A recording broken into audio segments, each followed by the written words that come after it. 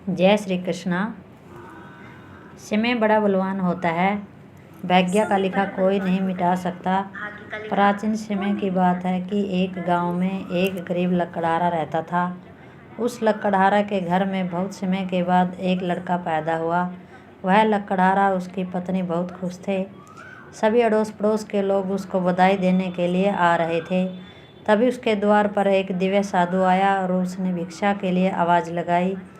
लकड़हारा के घर में आज खुशी का दिन था, इसीलिए उसने साधु महात्मा को अंदर बुला लिया और उन्हें बैठने के लिए कहा। जब साधु महात्मा बैठ गए तो लकड़हारा ने साधु महाराज से कहा, महात्मा जी, मेरे घर में बहुत समय के बाद बच्चा पैदा हुआ है, आप कृपया करके इसका नामकरण कर दीजिए। साधु ने जैसे ही उस बच्चे को अपनी गोद में उठाया, तभी साधु ने देखा कि बच्चे की बाजू पर जो चिन्ह बना हुआ है, जो राजयोग को दर्शाता है। साधु बच्चे की बाजू के ऊपर चिन्ह देखकर हैरान रह गया। लकड़हारा ने जब साधु को हैरान और परेशान देखा तो उसने कहा कि महाराज, क्या बात है, आप इतने परेशान क्यों नजर आ रहे हैं। तब साधु ने कहा, बेटा, मैं परेशान नहीं बल्कि मैं तो बहुत खुश हूँ, क्योंकि तुम्हारा बेटा बहुत किस्मत वाला है। तुम्हारे बेटे की किस्मत में राजयोग लिखा हुआ है। लकड़हारे ने कहा, महाराज, मैं आपकी बात नहीं समझा, आप आखिर कहना क्या चाहते हैं। साधु ने कहा कि बेटा, तुम्हारा पुत्र एक दिन राजा बनेगा। इसका विवाह 15 वर्ष की आयु में इस राज्य की राजकुमारी के साथ होगा और फिर यह इसी नगर का राजा बन जाएगा। साधु की यह बात सुनकर लकड़हारा बहुत खुश हुआ। जब गांव के लोगों को पता चला कि लकड़हारा का बेटा एक दिन इस नगर का राजा बनेगा, तो सभी लोग उसको देखने के लिए आने लगे। फिर एक दिन की बात है, उस नगर का राजा हिरण का शिकार करता हुआ काफ़ी दूर निकल गया, लेकिन हिरण राजा के हाथ नहीं आया। राजा को हिरण का पीछा करते करते प्यास लगने लगी, लेकिन राजा को आसपास कोई नदी या तालाब दिखाई नहीं दिया जहाँ पर वह पानी पी सके। फिर राजा पानी की तलाश में भटकता हुआ इस गांव के पास पहुँच गया जहाँ लकड़हारा रहता था। तभी राजा की नज़र एक कुटिया पर पड़ी तो राजा उस कुटिया पर पहुँच गया। उस कुटिया में एक बुढ़िया रहती थी। राजा ने उस बुढ़िया से पानी मांगा तो बुढ़िया ने राजा को रुकने के लिए कहा और वह अपनी कुटिया के अंदर पानी लेने के लिए चली गई। बुढ़िया ने शीतल जल लाकर राजा को दिया। राजा पानी पीने लगा। तभी राजा ने देखा कि बहुत सारे लोग इकट्ठे होकर जा रहे थे। उन्हें देखकर राजा ने बुढ़िया से उन लोगों के बारे में पूछा तो बुढ़िया ने कहा कि राजन, यह सभी लोग लकड़हारा के घर जा रहे हैं, क्योंकि उसके घर में एक बहुत ही भाग्यशाली बच्चा पैदा हुआ है और एक साधु ने उसके बारे में यह भविष्यवाणी की है। राजा ने पूछा, बुढ़िया, साधु ने ऐसी कौन सी भविष्यवाणी की है जिस कारण सभी लोग वहाँ जा रहे हैं। बुढ़िया ने कहा कि राजन, मुझे क्षमा कर। उस साधु ने बताया कि जब लकड़हारा का बेटा 15 साल का हो जाएगा तो उसका विवाह इस राज्य की राजकुमारी के साथ होगा और वह लड़का इस राज्य का राजा बनेगा। बुढ़िया की बात सुनकर राजा को बहुत गुस्सा आया कि आखिर एक मामूली लकड़हारा का बेटा उसकी पुत्री के साथ विवाह कैसे कर सकता है। राजा ने बुढ़िया से कहा कि बुढ़िया, तुम्हें पता है मैं ही इस राज्य का राजा हूँ। तो बुढ़िया ने कहा कि महाराज, मुझे अच्छी तरह से पता है कि आप ही इस विशाल राज्य के राजा हैं। राजा ने कहा कि बुढ़िया, तुम्हें क्या लगता है कि एक मामूली लकड़हारे के बेटे के साथ मैं अपनी बेटी की शादी कर दूंगा। बुढ़िया ने कहा कि राजन, क्षमा करे, जो इस बच्चे के भाग्य में लिखा हुआ है उसे तो कोई नहीं मिटा सकता। राजा को अपनी ताकत पर बहुत घमंड था। उसने कहा कि बुढ़िया, मैं भगवान का लिखा हुआ तुम्हें मिटा कर ही दिखाऊंगा।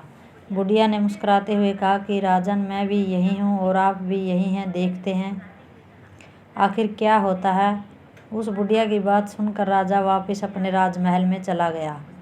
अगले दिन राजा अपना वेश बदलकर लकड़हारे के गांव में पहुंचा और लोगों से पूछता हुआ लकड़हारे के घर पहुंच गया। राजा ने लकड़हारे के घर के बाहर जाकर उसे आवाज़ लगाई। लकड़हारा उसकी आवाज़ सुनकर घर से बाहर आया और उससे पूछा कि आप कौन हैं और किस लिए आए हैं। राजा ने कहा कि मैं सेठ सत्यनारायण हूँ, पास ही के गांव में रहता हूँ। मैंने लोगों से सुना है कि तुम्हारे घर में एक भाग्यशाली बच्चा पैदा हुआ है और उसकी किस्मत में राजयोग लिखा हुआ है। लकड़हारे ने कहा, हाँ सेठ जी, आपने सही सुना है। राजा ने लकड़हारा से कहा कि अगर तुम बुरा ना मानो तो एक बात कहूँ।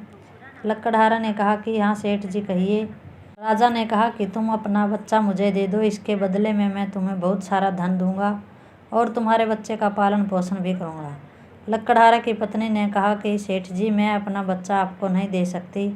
राजा ने कहा कि तुम एक मामूली से लकड़हारा हो, तुम अपने बच्चे का पालन पोषण अच्छी तरह से कैसे कर पाओगे।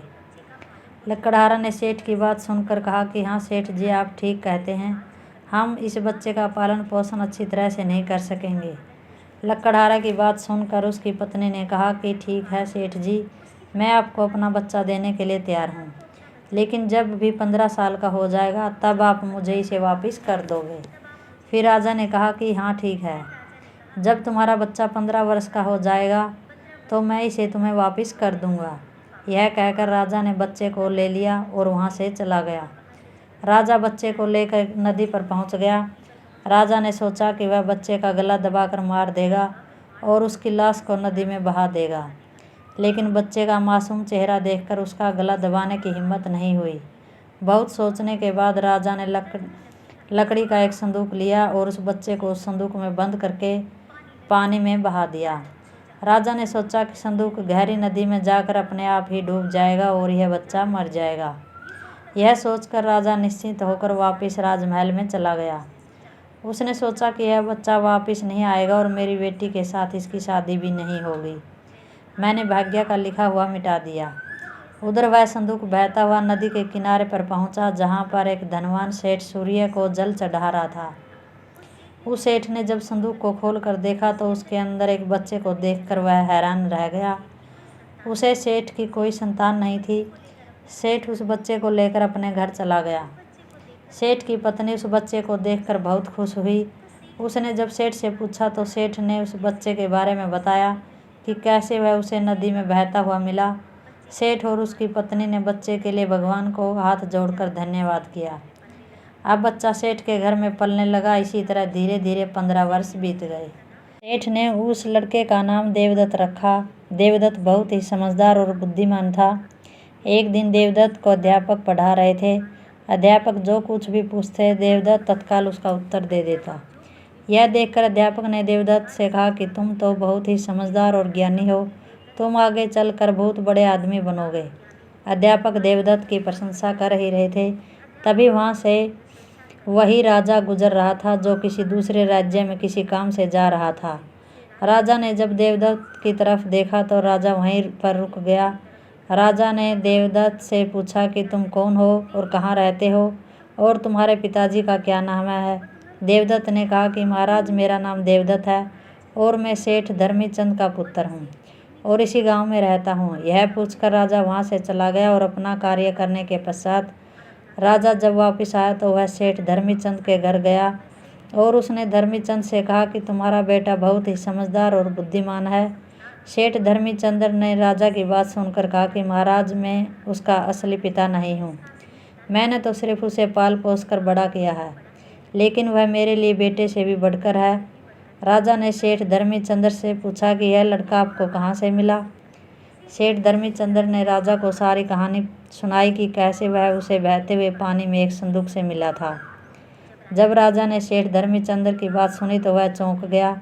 राजा समझ गया कि यह बच्चा वही है जिसने 15 साल पहले नदी में बहा दिया था।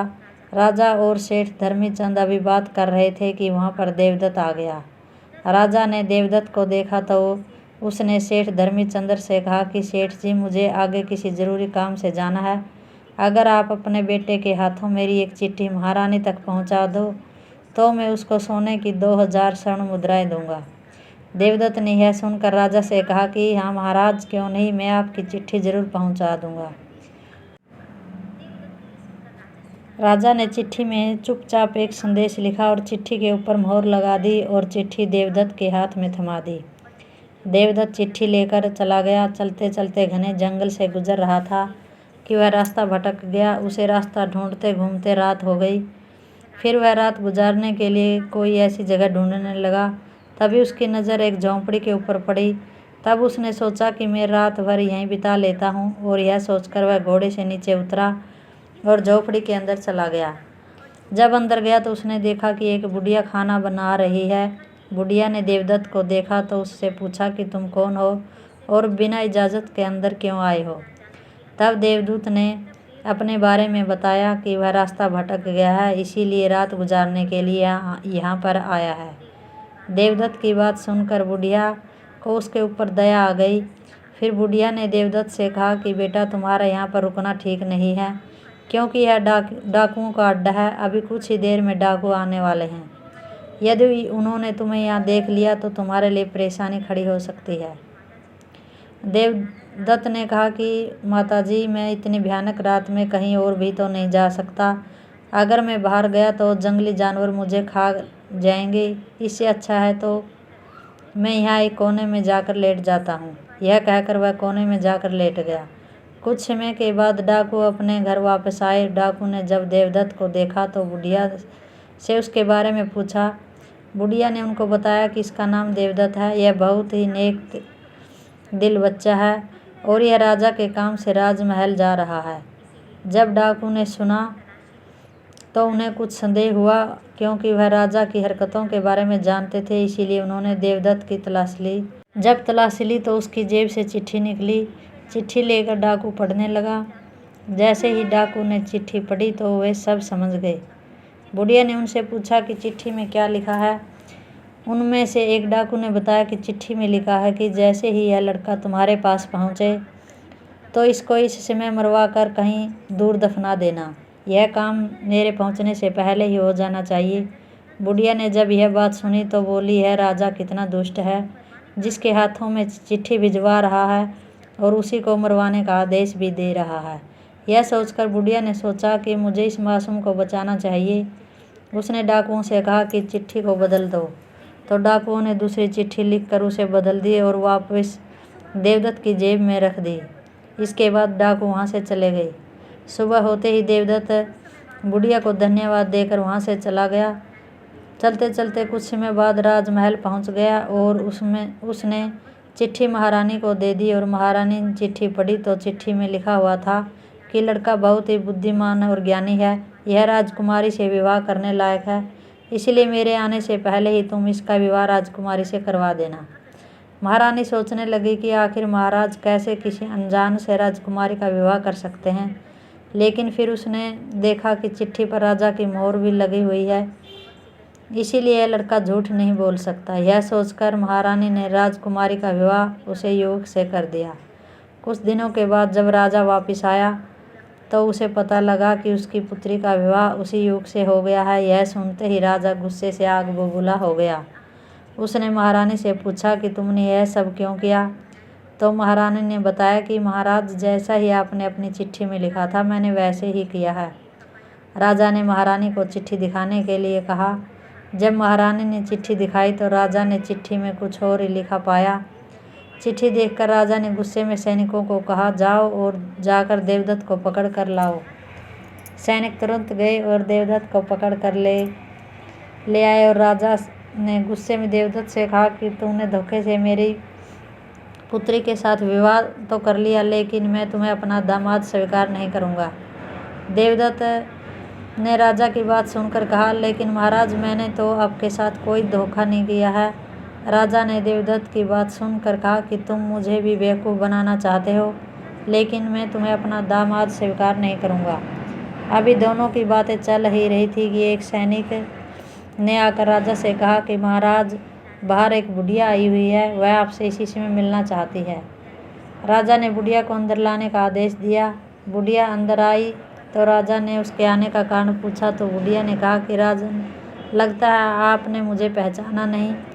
राजा ने कहा कि नहीं बुढ़िया, मैंने तुमको नहीं पहचाना। बुढ़िया ने मुस्कुराते हुए कहा कि क्यों राजन, भाग्य को लिखा मिटा दिया। राजा ने आंखें नीचे करके कहा कि नहीं, मैं भाग्य के हाथों में हार गया। बुढ़िया ने कहा, राजन, भाग्य के हाथों कोई नहीं जीत सकता, इसीलिए अब देवदत्त को अपना दामाद स्वीकार करो और अपना राजपाट उसको सौंप दो। राजा ने कहा कि बुढ़िया, जैसा तुमने कहा वैसा ही होगा। राजा से यह कहकर बुढ़िया वहाँ से चली गई। जय श्री कृष्ण।